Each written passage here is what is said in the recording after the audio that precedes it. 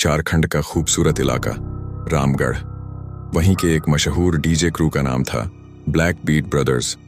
5 नौजवान, Rahul lead DJ, Bittu lighting expert, Golu sound engineer, Sunny driver और Lucky cameraman गांव-गांव घूमकर शादियों और पार्टियों में धमाका कर रहे थे। इस बार उन्हें बुक किया गया था तयमारा घाटी के पास एक छोटे से गांव चौपारों में शादी में परफॉर्म करने के लिए। राहुल ने फोन पर क्लाइंट से पूछा, भैया लोकेशन थोड़ी डेंजरस लग रही है, तयमारा वैली तो बहुत सुनसान इलाका है ना?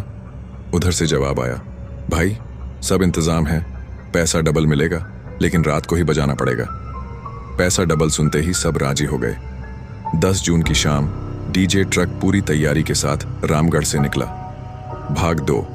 घाटी में उतरते डर जैसे ही उनकी गाड़ी तयमारा घाटी की ओर मुड़ी, आसमान का रंग बदलने लगा। पेड़ झुके हुए से लग रहे थे और चारों तरफ अजीब सी खामोशी थी।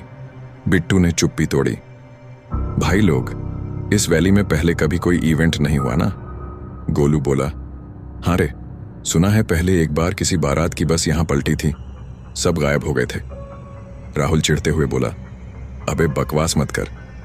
लेकिन तभी ट्रक की हेडलाइट झपकने लगी और सामने एक सफेद साड़ी में औरत सड़क पार करती दिखी। सन्नी ने ब्रेक मारा। कौन थी ये? कोई आत्मा थी क्या? गोलू ने कैमरे में देखा लेकिन वहां कुछ भी नहीं था। राहुल ने कहा, नाटक बंद करो, चलो जल्दी गांव पहुंचते हैं। भाग 3। शादी, शोर और सन्नाटा।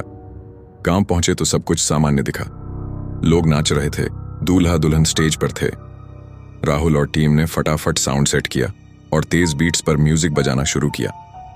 लकी ने कैमरा ऑन किया, लेकिन आधी रात के बाद भीड़ कम होने लगी। फिर बिजली चली गई और उसी अंधेरे में डीजे सिस्टम अपने आप चालू हो गया। भूतिया साउंड बजने लगा जैसे किसी और दुनिया का संगीत हो। राहुल ने शौक में पूछा, बिट्टू तूने मिक्स चेंज किया? नहीं भाई, सिस्टम तो हैंग हो गया है। तभी एक बच्चा चिल्लाया, वो देखो, ट्रक के ऊपर कोई बैठा है, सफेद कपड़े में वही औरत। भाग 4। ट्रक बना ताबूत। राहुल ने ट्रक की ओर दौड़ लगाई, लेकिन जैसे ही वो पास पहुंचा, ट्रक के सारे स्पीकर अपने आप फटने लगे। गोलू का एक कान फट गया, वो वहीं बेहोश हो गया।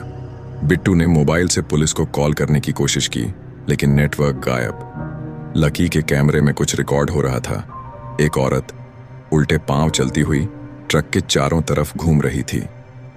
गांव के बुजुर्ग आए और बोले, तुम लोगों ने गलती की, उस घाटी में रात को शोर मचाना मना है, वो आत्मा जाग जाती है। कौन आत्मा? राहुल चिल्लाया। बुजुर्ग बोले, 30 साल पहले यहाँ की एक लड़की भूरी शादी की रात इस घाटी में मारी गई थी।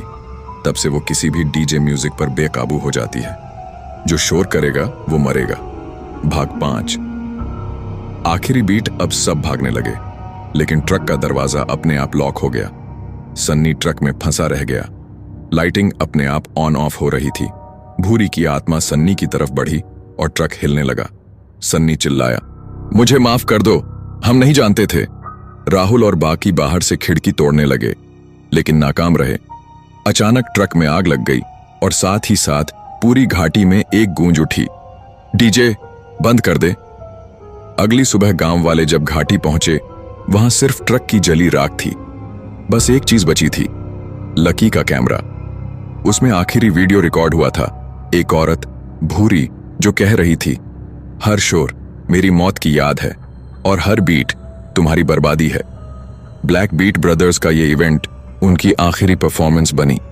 आज भी कोई उस घाटी से तेज म्यूजिक के साथ गुजरने की हिम्मत नहीं करता।